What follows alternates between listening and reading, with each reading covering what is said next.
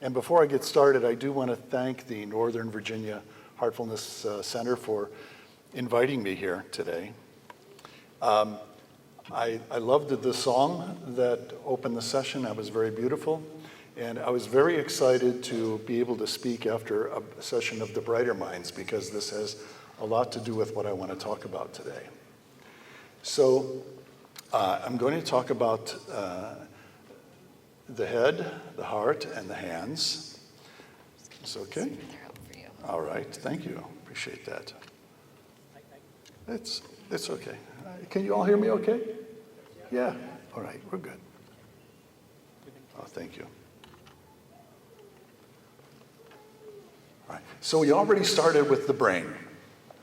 And we found out, well, I should say I found out, that our brain stops growing by the age of 25. And I think for some of us, we may be in trouble.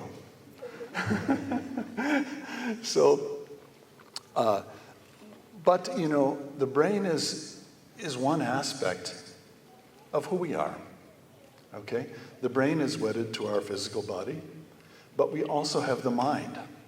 So there's a distinction that's made, even by science, between the mind and the brain. The mind we can sort of think of like a field that's associated with the brain.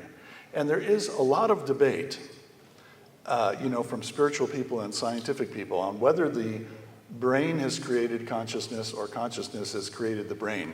And I'm not going to try and answer that question. We can just ponder that one. But for those of us whose brains have stopped growing at age 25, I have some encouraging words. We grow in many, many different ways. And we receive, I would say, nourishment for our growth in many, many different ways. So let me give you an example. If we think of how a plant grows, it's very fascinating because a plant it receives nourishment at different levels. So the first level of nourishment is that the roots are drawing nourishment out of the soil. That's one aspect. But that's not enough. In order for it to do that, the plant needs to have an even subtler level of nourishment, and that comes from the water. But that's not enough.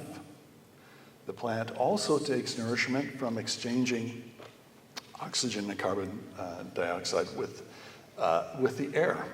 So air is very essential for a plant's growth, but that's not enough. There's something that's much more subtle, much more essential to the growth of Okay, here. You know what? I will just hold this in my hand. There we go. And the subtlest level is that the plant gets light from the sun. So if you think about this, just as the plant receives nourishment at many different levels from the more denser soil, all the way to the most subtlest thing, the light coming from the sun. Okay? We are also the same way. We take nourishment in different ways as well. So our body needs nourishment, and we take that nourishment from the food that we eat. But what about our mind? How does our mind get nourished? Our mind gets nourished from the information and knowledge that we receive. But there's something more essential. There's something that's innate to us, and that is, how does the soul get nourished? That is one of the things I'm going to talk about today. Because in this method of heartfulness practice, we have something that's very mysterious, and it's hard to understand it at first. It's something called yogic transmission. And it's this yogic transmission that is food for the soul. It's food for the soul. Now, we're living in a time where the world is getting more and more complicated. as a result of the world getting more and more complicated, what has happened? Our thoughts, our mind has become more and more complicated. We're thinking all the time, how do we get away from that, right? And we're always associating with our thoughts that this is our world. So what I would like to do now is I'm going to walk us through a little exercise, and this will be eyes open, okay? So what I would like us to do is to just feel comfortable in your chair. And I would like you to hold your hands out in front of you. And I would just like you to look at your hands, and I would like you to not think. Just look at your hands. Don't think.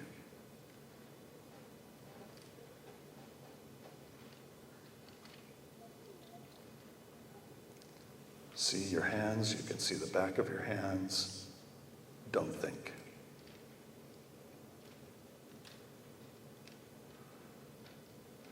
All right, now you can bring your eyes up and look around this space. Don't think.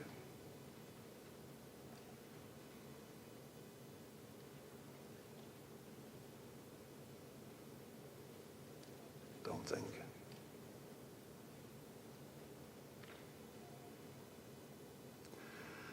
All right, you can relax. Now,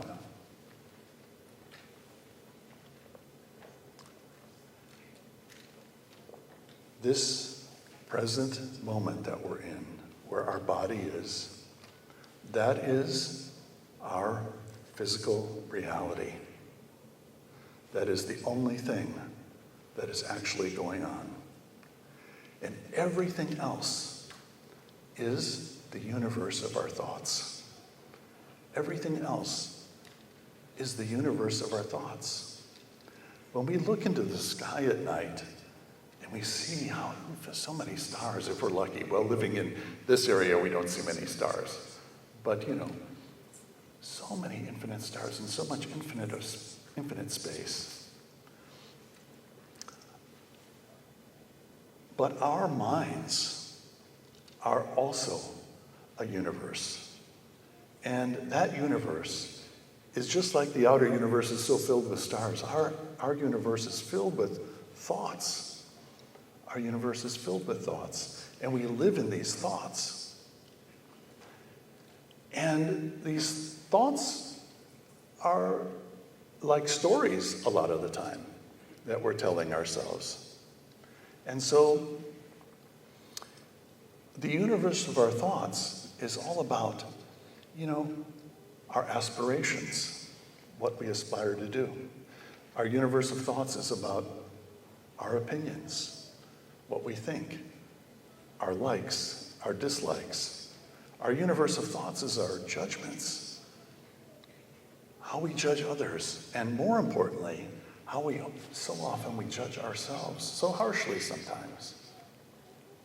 So we're living in a universe of our thoughts, and each of us are walking thought generators, okay? And it's that universe that's unique to each of us that makes us each individuals.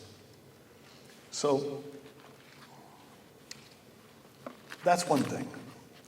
And I want to just say that little technique that we just went through, if you're ever in a time of stress or something is really agitating you, you're upset about something that happened during the day, or maybe someone said something that, triggered you the wrong way, remember this technique. Just take 30 seconds and bring yourself, look at your hands, look at the space around you, and remind yourself, wait a minute, this is really the only thing that's going on. And everything else is my universe of thoughts and how I'm thinking and reacting. This is a great thing to understand. So I want to go a little bit further on this.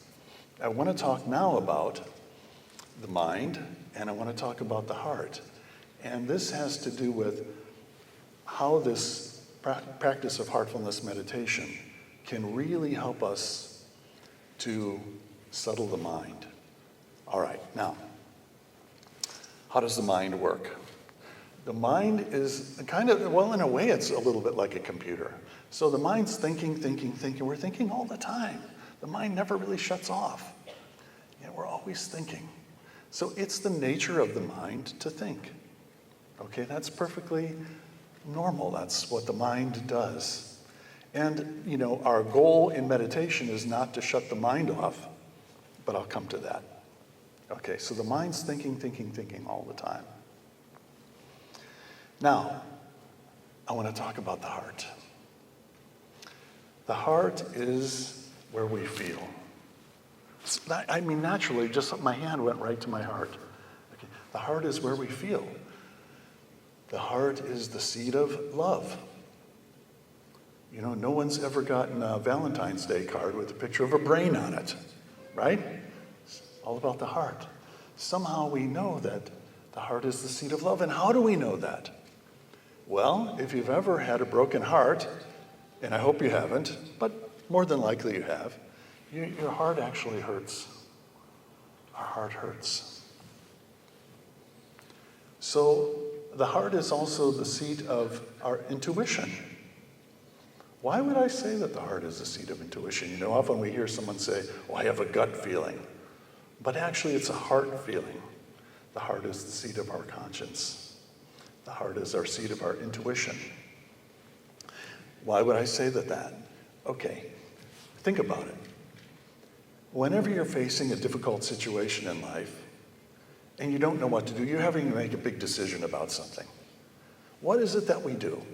We call up a friend, we call up a loved one, and we say, hey, let's meet up for coffee or chai, and, I need to talk to you about something.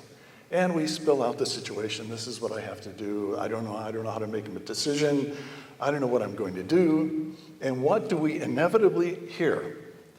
We inevitably hear, well, you just got to follow your heart. You have to follow your heart. And how many times have we said that to someone else, right? You just have to follow your heart. So we know, something in us knows that the heart is the seat of our intuition, the seat of our conscience. The heart is very, very powerful.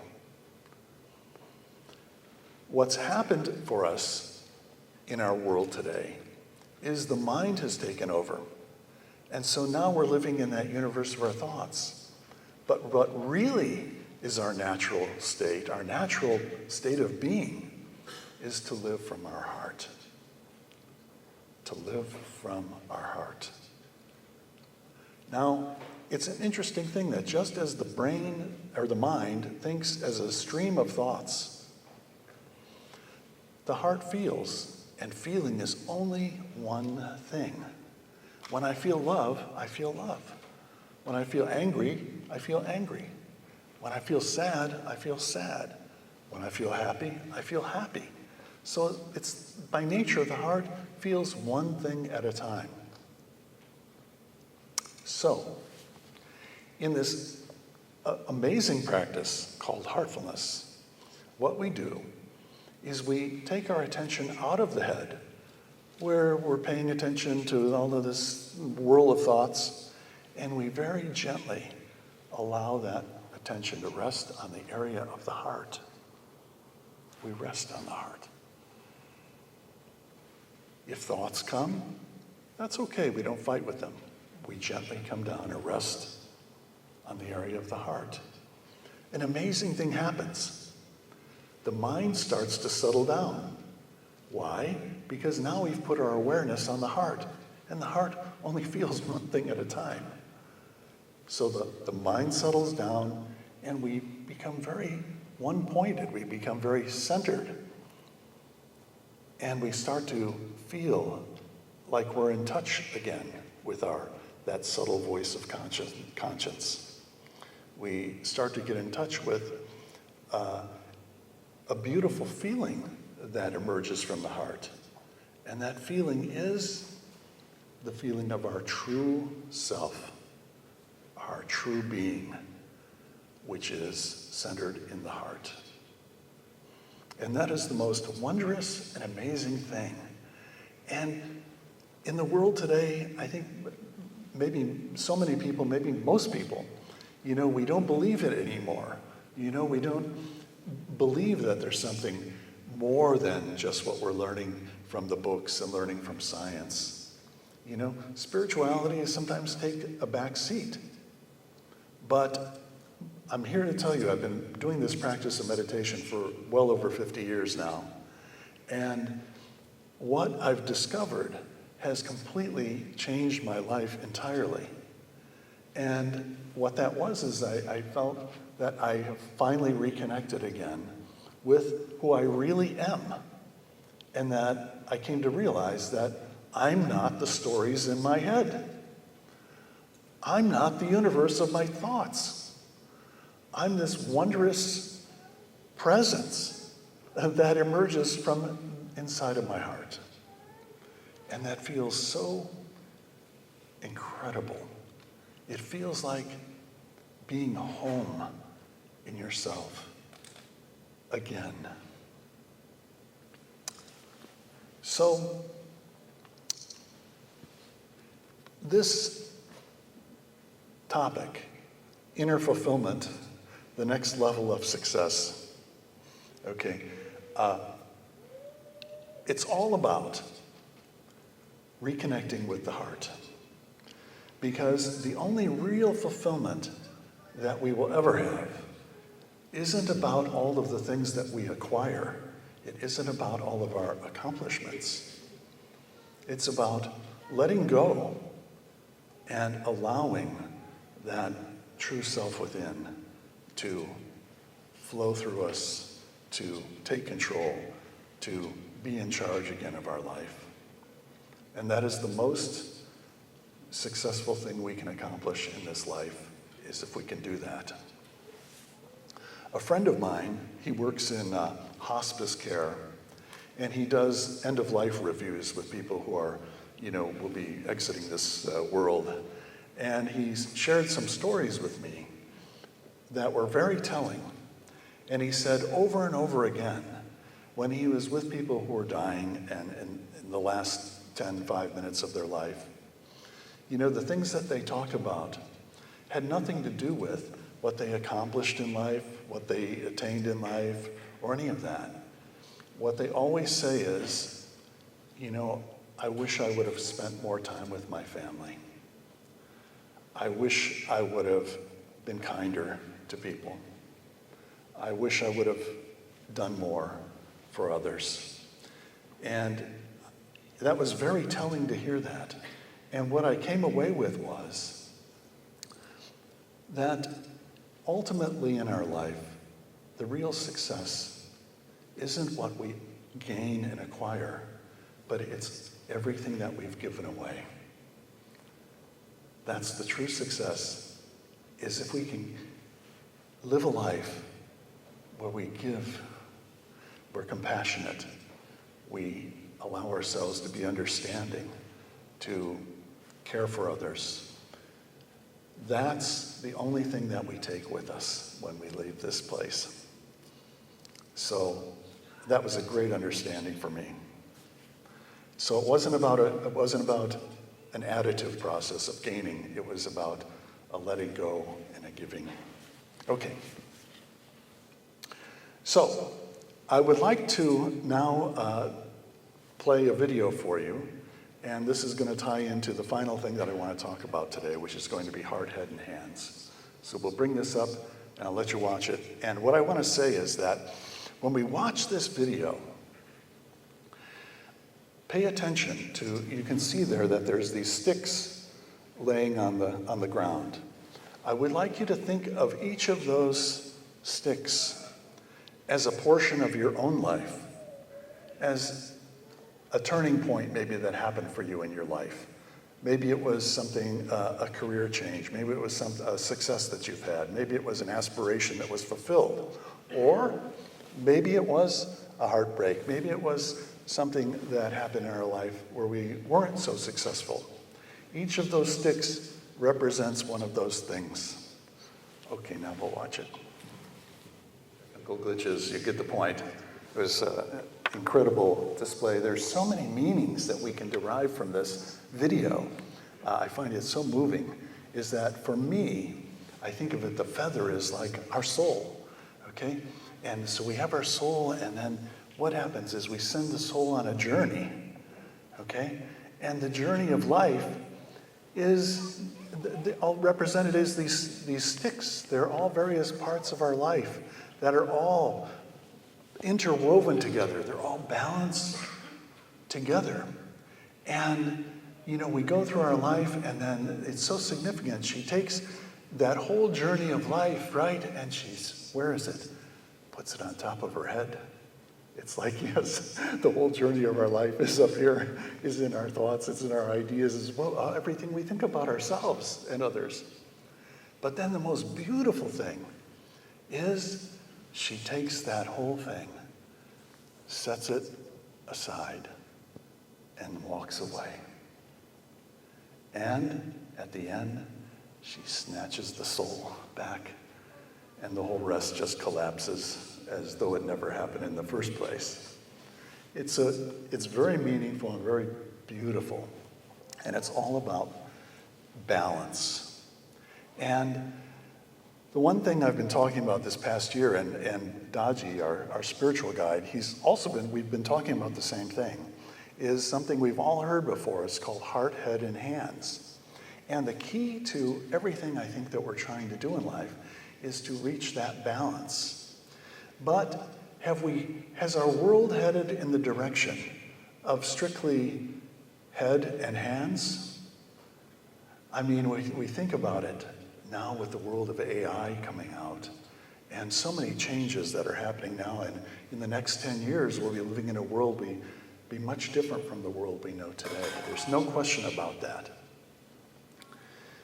But what we need to remember is no matter how fantastic AI is, and believe me, I love it. I use it all the time, ChatGPT and Suno and all of these things, okay?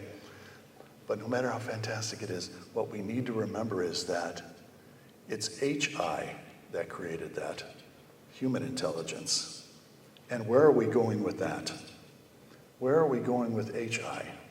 That's the thing we need to keep in mind at this critical point. So, head and hands alone can create amazing things, but they can also be out of our control. That's where we need to implement the heart. And we have to have the total integration of heart, which is our guiding compass, our inspiration, the source of love and compassion. That needs to be the guide. And then comes the head. And then we have to implement. And that shows up in taking right action through our hands. Heart, head, hands. Those three must come together. And we can also know that as heart, bhakti, head, knowledge, jnana, and hands, karma. It's a combination of those three that actually lead to the ultimate success in our life. All right. I think that's pretty much what I want to say for today. And I also want to mention that let me back up a second.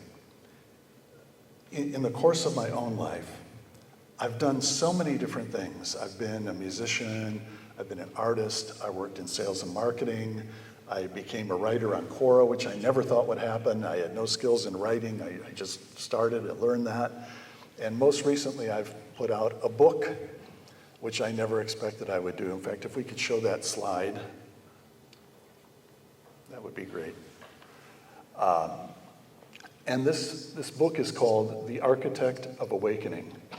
And it's basically bits and pieces of my own journey with this practice of heartfulness, with meditation, with going within. But it's my inner and outer experiences. It's how I went from my reckless days of my youth and how I was longing and searching for that divine connection, and how magically it came into my life, which I don't want to give the story away. And then it was about how that deepened and how that interconnection came to fruition and basically became a whole new dimension of existence. And this is what I say, the silent revolution has begun. On the other slide it said, are you ready for awakening? I believe that we're at a point in time that's not only a point of a great and amazing technology, but we have an opportunity. We have an opportunity because there's a great awakening that's going on spiritually across the world.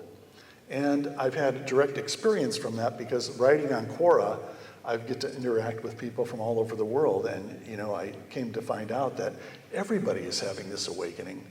Everybody is starting to talk about, how they're feeling a distinct change within themselves, how they're starting to look for the spiritual, how they're trying to find their own personal meaning in life.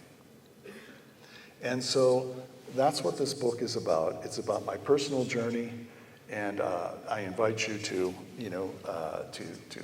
get it and read it and see what you think about it, and send me a message and tell me what you think about it too. You can do that.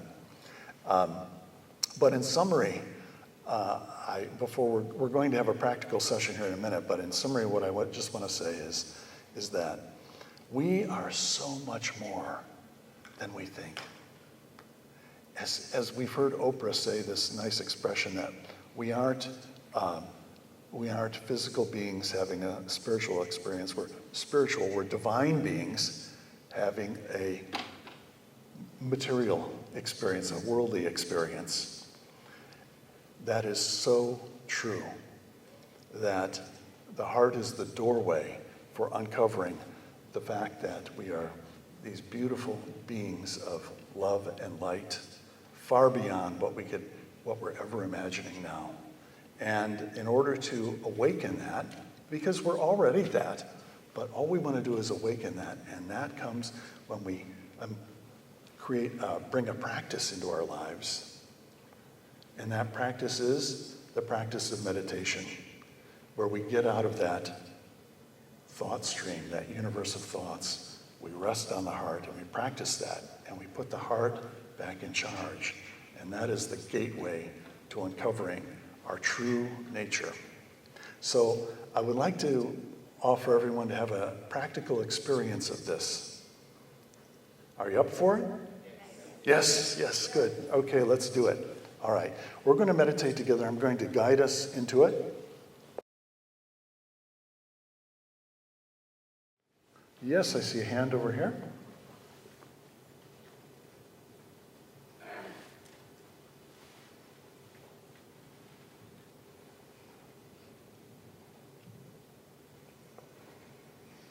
Thank you for your talk and the fascinating talk, particularly the video that you explained and subsequent to meditation session.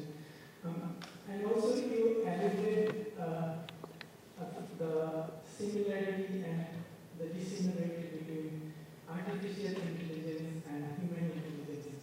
So that triggered a question like, what in your opinion, like how much the AI can stage to come to HI, or will there be a gap always, and what is that gap in your mind? Okay, it's a little hard for me to hear from up here. Can someone just reiterate that question at the end? Can you just say that question at the end one more time? The question is that if you think that this is the level of human intelligence, yeah, this is AI, right? Uh-huh. And as technology is progressing, it is going up. This Yes. gap is reducing, right? Right. And do you think that it will touch there, or it will be always like this gap still remaining? And is that gap is what we call soul? Okay. This is a great question, and I love these kind of questions because I've been thinking about this a lot. So, I had a thought come to me about AI, and the thought was this, that is it possible that we human beings have reached a point in our technological evolution, okay, that we can no longer keep pace with it ourselves? In other words, have we reached a point where our human mind cannot possibly comprehend and keep pace with the technology that is created right now, okay? And I wonder if maybe somewhere deep inside of us as humanity has created AI in order to offload our own intelligence at having to figure everything out, because maybe we've reached a plateau where it causes so much stress and there's so much to know and there's so much to learn, we can't possibly keep pace.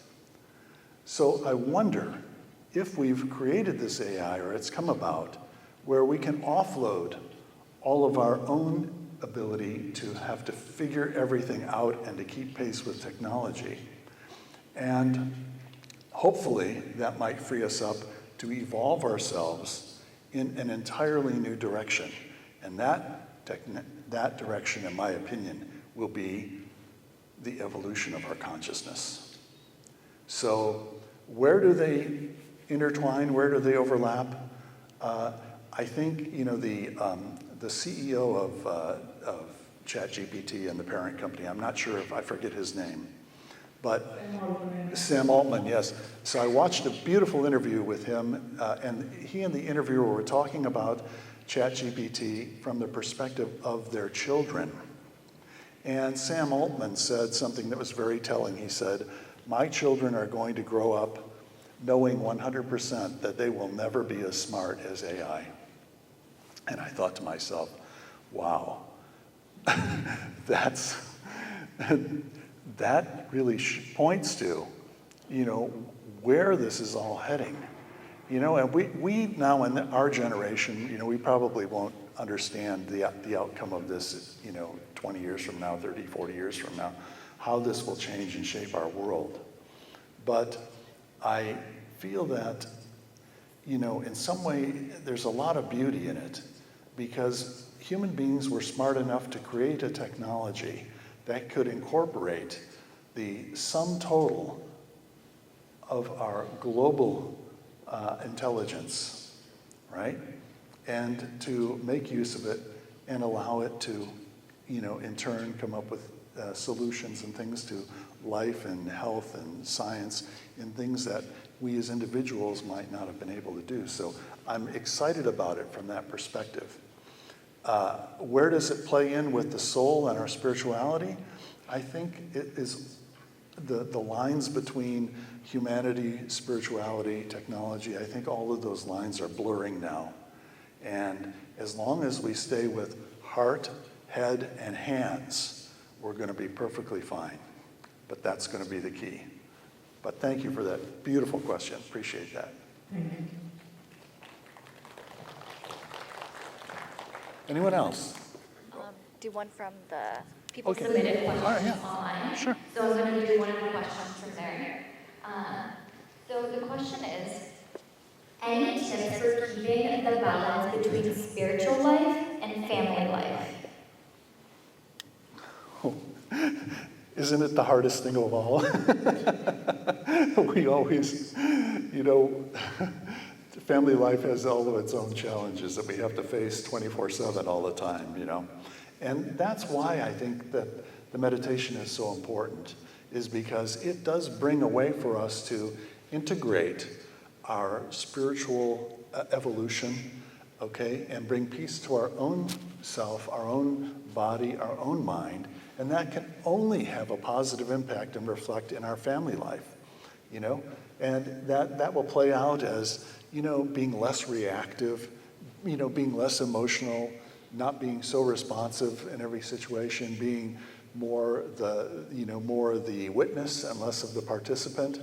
All of that comes from just the simple integration, meditation in the morning, another practice we call cleaning that we do in the evening, and this brings about a balance, and family life does start to become, the problems, there will always be things in the family life that are going to come up.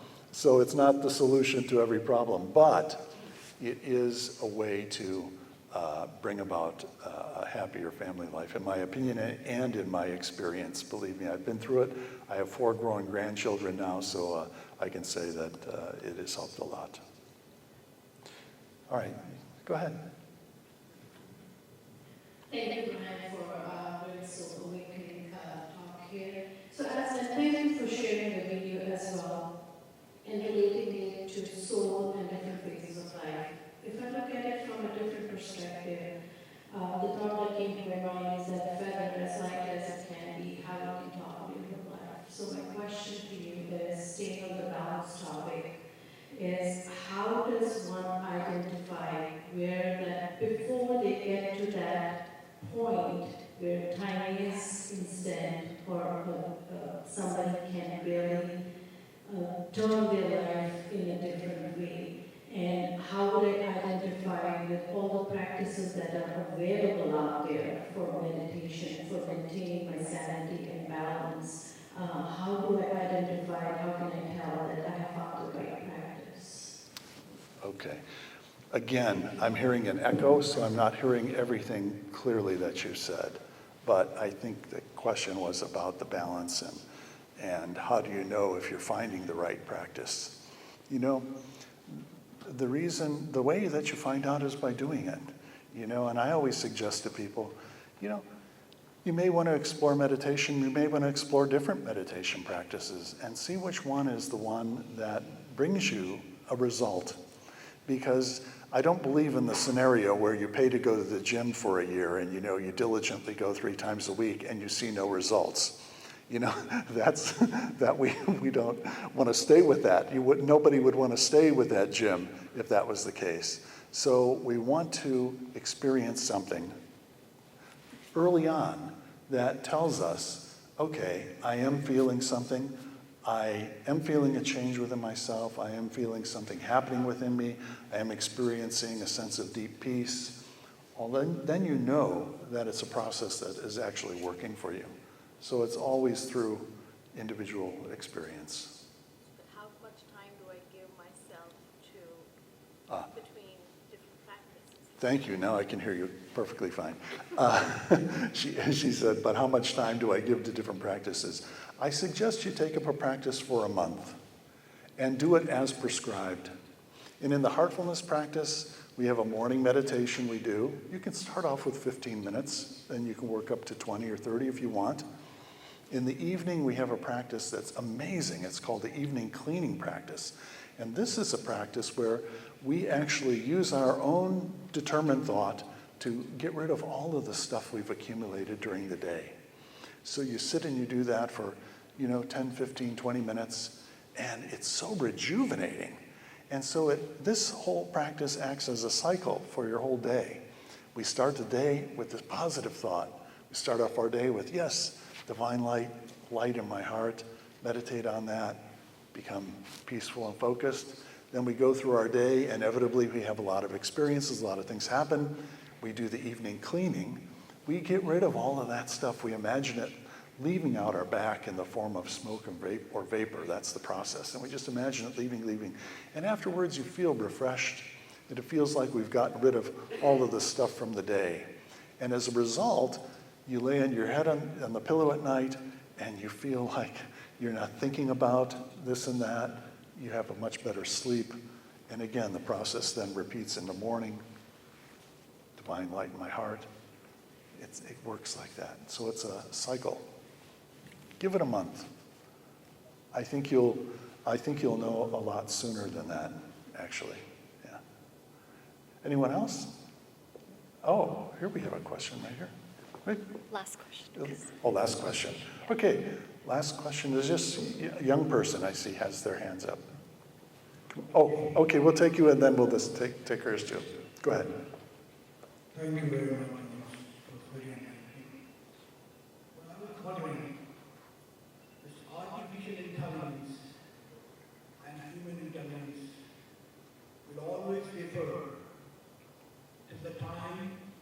of awakening, that is the level of consciousness the artificial intelligence can ever reach. Actually, go for meditation. We go for different stages of our consciousness, right from Jagrata Avastha, Swapna Avastha, Sushupti, Turiya states. Yes. Till the time the artificial intelligence understands that consciousness and reaches to the heights of those degrees of consciousness, they can never match human intelligence.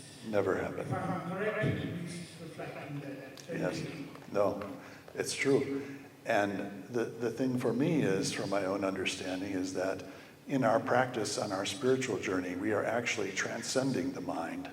We're transcending the mind. So we're going beyond what we know of as intelligence into dimensions of being and consciousness that are really something we've not even experienced before in this life. So that's, I agree with you 100% that, and that's our next evolutionary journey, is the one that's within.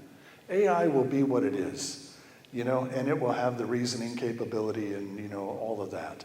But we're going way beyond that. We're going to something just fantastic, in my opinion. Okay, and this young woman had a question. This will be the last one.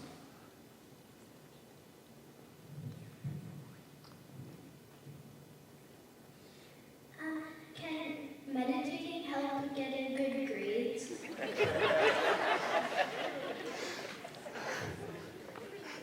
Yes. Try it and let me know. I think, a combination of heart, head, and hands. You can meditate a little bit, it'll help you just relax your body. That will help you have less stress. And then your brain will be functioning at optimum level, and your body will be functioning at optimal level, and I think you'll be very successful. So thank you for that. And thank you, everyone, for coming today. Really appreciate it.